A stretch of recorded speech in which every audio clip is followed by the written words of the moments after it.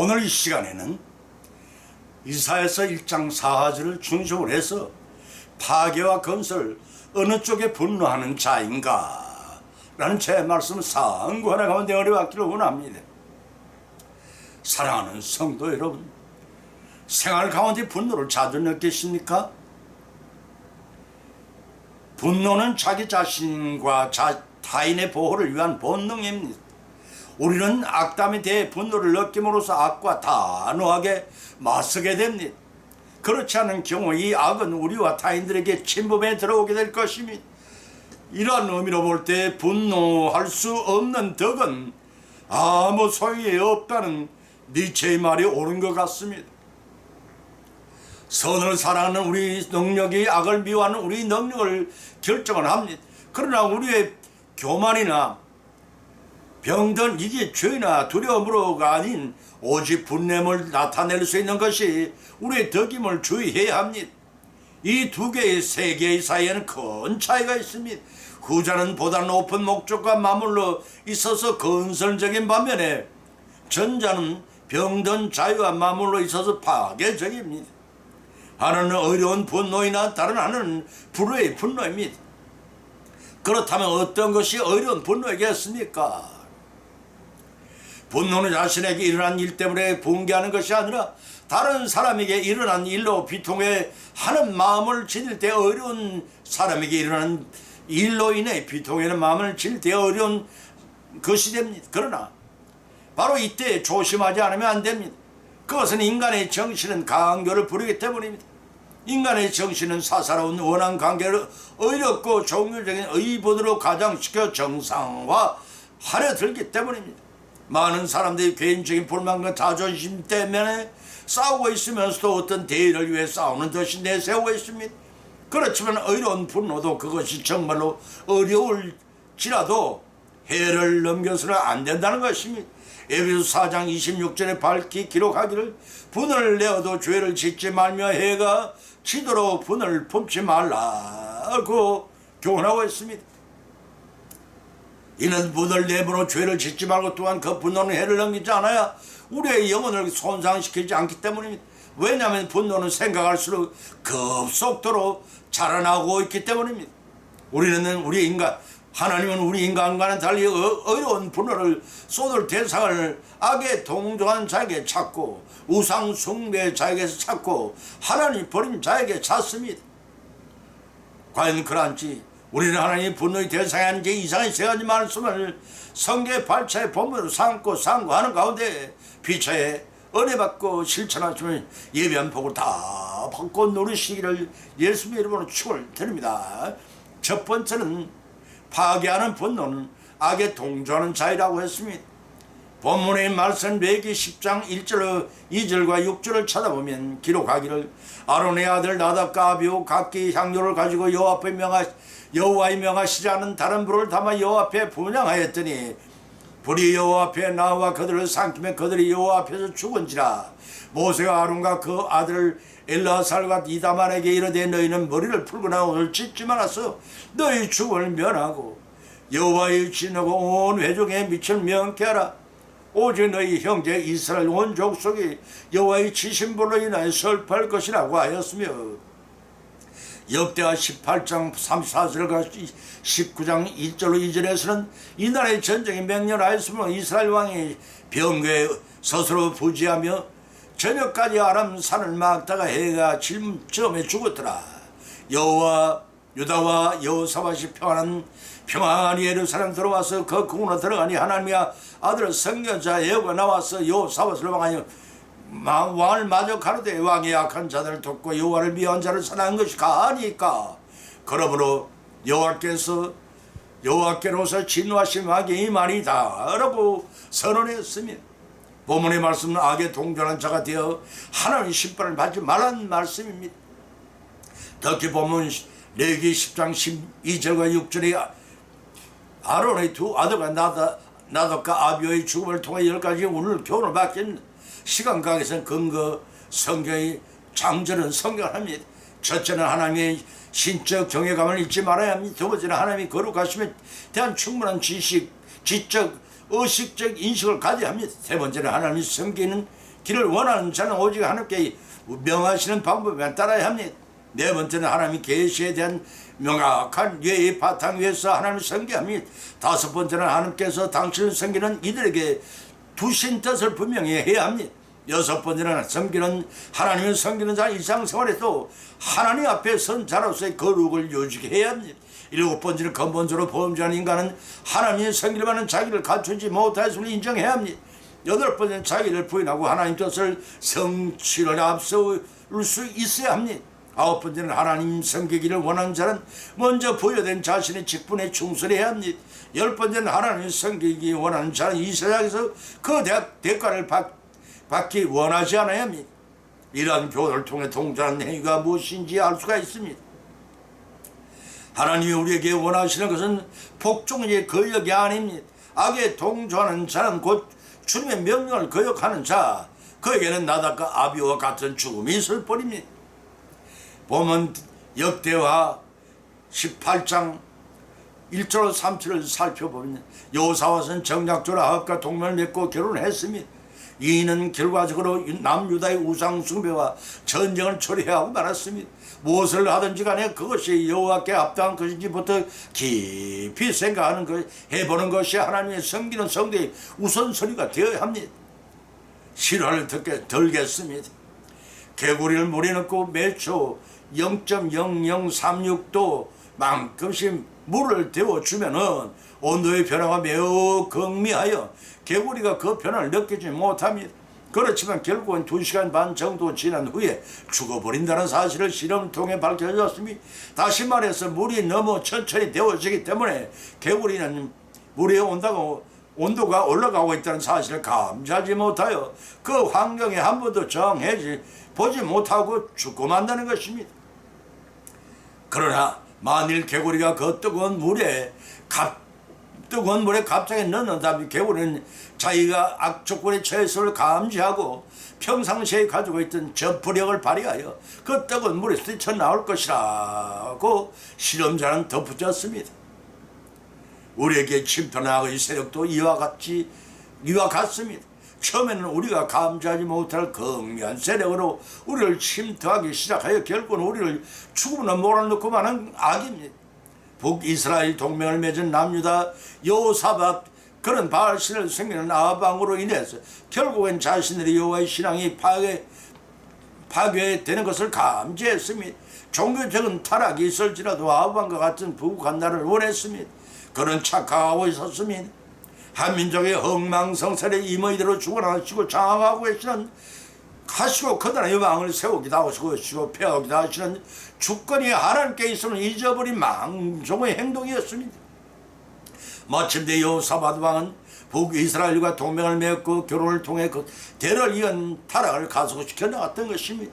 그들의 그러한 행위는 무엇을 하든지 하나님을 우선순위로 두고 경건생활을 해야 하는 선민사상을 망각했던 결과였습니다. 그것은 등 따쓰고 배부르면 경마 잡히고 싶다는 우리나라의 속담을 연상케 합니다. 복에 겨웠기 때문이었습니다. 여호사밧이 부귀와 영광이 거기에 달하자 그것이 하나님의 은혜임을 알지 못하고 자신의 위대함이 있는 줄로 착각하는 교만 때문에 그 영혼은 좀먹어 들어갔던 것입니다. 뿐만 아니라 우상숭배로 하나님께 패역하여 죄악에 관여한 아합왕과 같이 악을 동조하는 자가 되어갔던 것입니다. 그것은 패망을 자초한 길이 되었습니다. 그것은 하나님이 버린 자를 돕지 못하는 잘못을 저지른 것입니다. 우리에겐 이런 요소가 없는지 한번 좀 돌이켜보시기 바랍니다. 이제 하나님의 분노의 대상이 무엇이가 자명했습니까? 그것은 악에 동조하는 자입니다. 여호사밧 왕처럼 하나님이 버리는 아합 왕을 돕다가 멸망당한 어리석은 전체를 밟지 않는 현명한 우리 모두의 성리하는 삶을 이루어 나가시기를 예수님의 간절히 축원을 드립니다. 두 번째는 분별력을 잃은 행악자는 우상 숭배자라고 했습니다. 에레미야서 44장 2절로 3절을 찾아 기록하기를 만군의 여호와 이스라엘 하나님이 이같이 말하노라. 너희가 예루살렘과 유다 모든 성에 드린 나의 모든 재앙을 보았느니라. 보라, 오늘날 그것들이 황무지가 되었고 거하는 사람이 없나니 이는 그들이 자기나 너희는 너희의 열조에 알지 못한 다른 신들에게 나아가 보장하여 섬겨서 나의 노를 격동한 합병을 이름이라 하고 했습니다. 10계명 중에 1, 2계명에서는 하나님은 우상 숭배하는 일을 엄히 금하셨습니다. 10계명뿐만 아니라 성경 전반에 걸쳐서 하나님이 우상 숭배를 금하신 사실을 얼마든지 발견할 수가 있습니다. 그런데 육적 선민인 이스라엘 백성들은 출애굽 시대부터 물론 사사시대의 왕정시대를 거쳐 우상 숭배의 굴레를 벗어나지 못했습니다. 이러한 사실은 남유다 왕 제13대 히스기야 왕의 종교개혁이 있은 지 채 100년도 지나지 않아 남유다 제16대 요시야 왕 때도 다시 대대적인 종교개혁을 단행하지 안 될 정도로 이스라엘이 심하게 부패하고 타락했음을 나타내고 있습니다. 그 근본 원인은 타락하여 진리를 볼 수 있는 능력을 근본적으로 상실한 데 비롯된 것입니다. 하나님이 태초에 인간을 창조하실 때 그 속에 하나님만을 알만한 것, 로마서 1장 19절에 말씀이 곧 진리를 분별한 능력을 주셨지만 인간은 범죄로 진리에 대한 분별력을 상실하게 됐던 것입니다. 그러나 종교 승만은 그대로 있어서 여러 형상의 우상을 신으로 삼고 숭배하게 되었던 것입니다. 그로 인해 한나라의 하나님 피조물에 불과한 일월 성신을 숭배하고 자연과 동물 등 하나님의 피조물에 불과한 일월 성신을 숭배하고 자연과 동물들 섬기는 에메니즘이 나타나게 된 것입니다. 하나님께서는 행여 그를 통해서도 자신의 형적을 인간에게 나타내 보이시는 것을 조직신앙에서 자연계시라고 합니다. 그런데 타락한 인간들은 어리석게도 자연계시를 통해 하나님을 발견하지 못하고 도리어 그 피조물들을 우상으로 조형하여 숭배한 것입니다. 로마서 1장 20절 23절의 말씀이 그 행위는 만물의 영조한 인간이 그들을 자청하여 주인으로 섬기는 행위며 인간을 만물의 영조로 만드신 창조주 하나님을 그것들과 동격으로 끌어내린 범죄 중에 가장 큰 범죄 행위인 것입니다. 이를 알면서도 저지른 범죄 행위이기 때문에 3, 4대까지 죄를 묻도록 10계명 재생김 3계명에서 규명하고 있는 것입니다. 규정하고 있는 것입니다. 우상 숭배의 대상으로 삼는 것은 인간의 타락의 진리를 바라보는 능력을 상실했기 때문입니다. 이러한 우상 숭배는 3대 동기가 있다 했습니다. 그 첫째는 사탄의 계략입니다. 어떠하든지 하나님부터 인간을 이간시키는 사탄이 갖춘 괴력에 우상 숭배가 진행이 됩니다. 다시 말해서 인간의 마음을 호미케 하여 진리를 더듬어 찾지 못하게 한다고 고린도후서 4장 4절에서 혹은 복음의 진리를 받게 되는 경우에라도 그 진리를 빼앗는다고 마가복음 4장 15절에서 그래서 하나님을 대항하며 공용 권세를 잡은 자의 편에서 온갖 불의와 부도덕한 일을 더욱 우상까지 숭배하게 된다는 것입니다. 로마서 1장 28절 30일 말씀이 두 번째는 정치적인 정당입니다. 때로는 우상 숭배는 정치의 통치 수단으로 사용합니다. 이러한 현상은 신정 국가인 이스라엘에서도 있었지만 고대 이방 국의 대부분이 우상신을 백성의 통치 수단으로 이용하였습니다. 그것은 근본 신에 대한 인간이 가지는 경외심을 이용하여 백성을 자신에게 절대 복종시키려 하는 통치자의 이기적인 권력 야욕에서 기인한 것입니다. 열왕기상 12장 참조하시기 바랍니다. 그 세 번째는 개개인의 기복적인 탐욕 때문이라고 했습니다. 우상 숭배의 동의는 무엇보다도 개개인의 기복적인 탐욕들을 들 수가 있습니다. 하나님은 인간 각자에게 하나님께 대한 순종과 의를 행할 걸 요구하시지만 이와 달리 우상을 어떤 종교적 도덕적으로 요구 이전에 현세의 복을 주장하는 약속을 하고 있습니다. 때문에 자신의 유익을 얻는 마음에서 우상을 섬기게 되는 것이라고 호세아서 2장 8절 14절에 밝혀있고 이러한 우상 숭배와 현대인들의 눈에는 고대의 우상 숭배 사상을 의아하게 생각할 수 있지만 당시에 그들의 사고방식의 신화적인 것이었던 것을 감안하면 이해할 될 것 같습니다. 오늘날 현대인들에게는 고대인들과 같은 우상 숭배 행위가 크게 드러나지 않을 뿐 여전히 존속되고 있습니다. 절대자 하나님을 부인하고 다른 어떤 대상 이방 종교나 하나님이 없다고 부인하는 가짜의 사상이나 재산과 욕심의 지식덕에서 절대 가치를 두는 것이 우상 숭배입니다.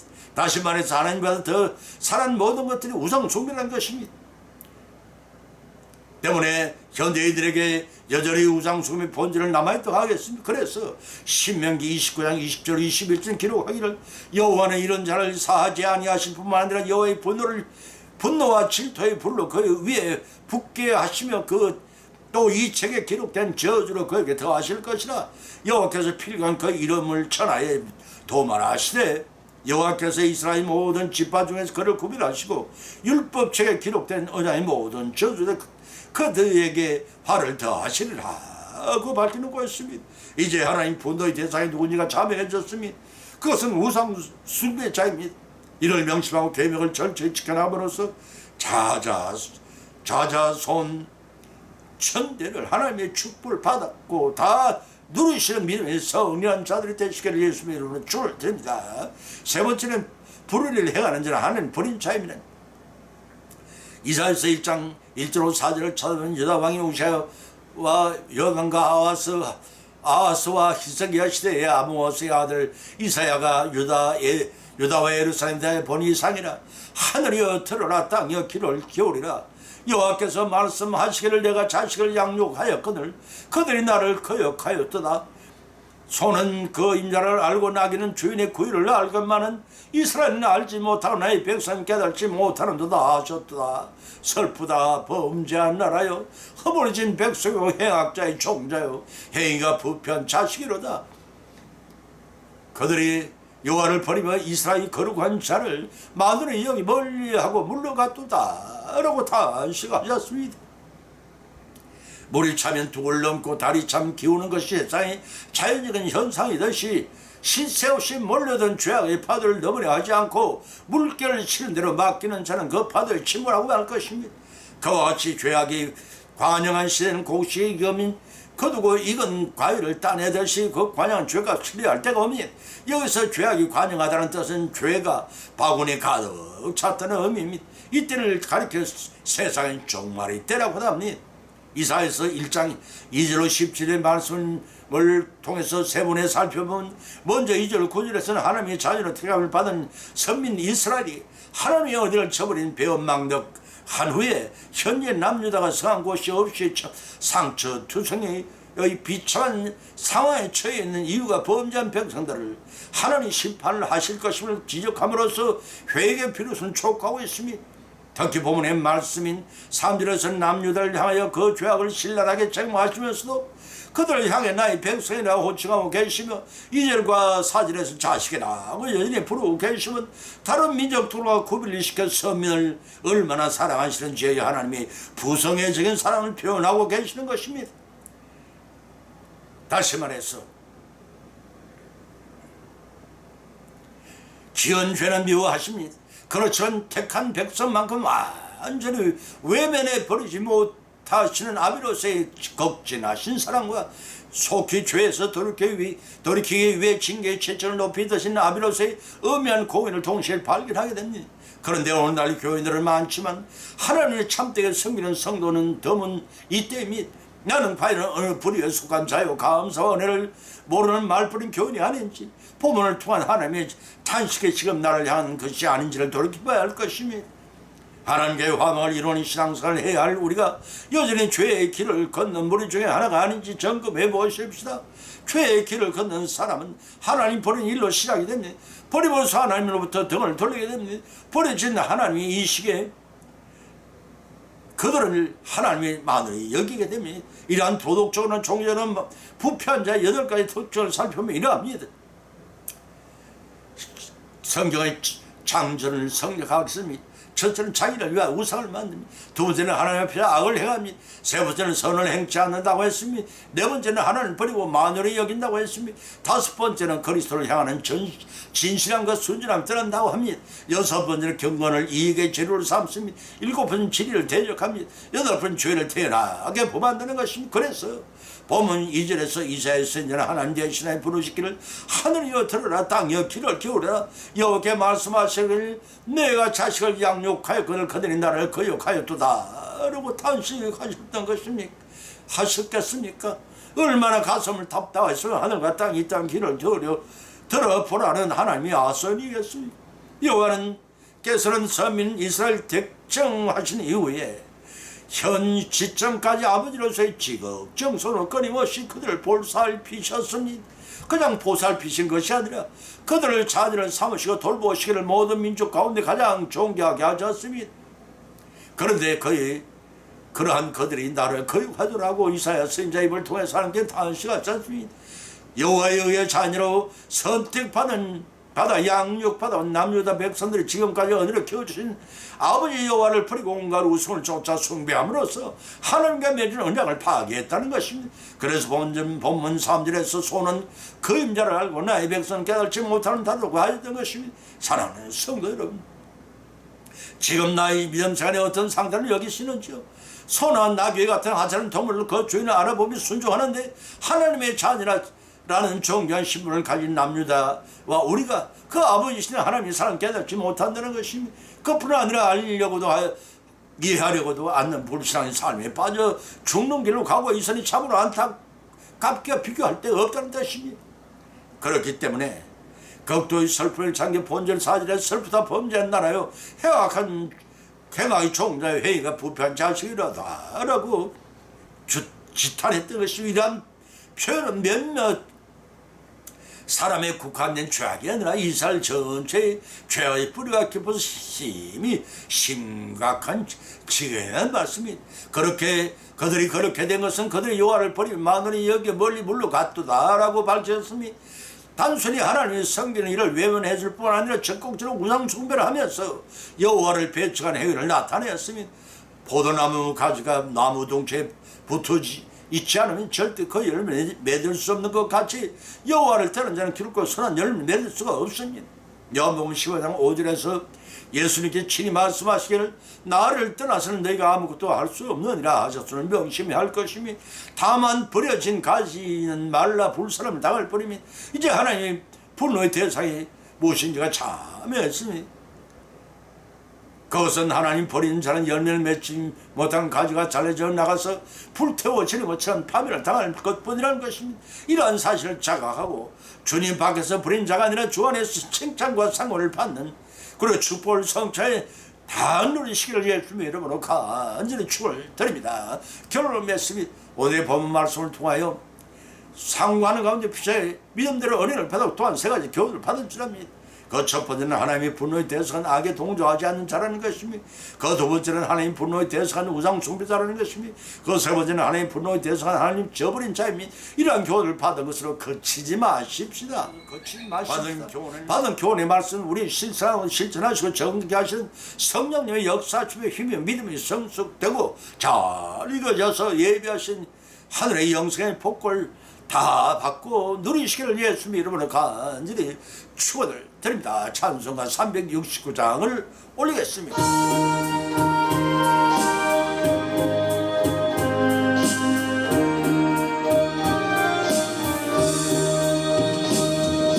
죄진 맡은 우리 구주 어찌 좋은 친구인지 걱정 건심 무거운지 우리 주께 맡기세. 주께 고함 없는 고로 복을 받지 못하네. 사람들이 어찌하여 아래 주를 모를까. 시험 걱정 모든 괴로움 없는 사람들 다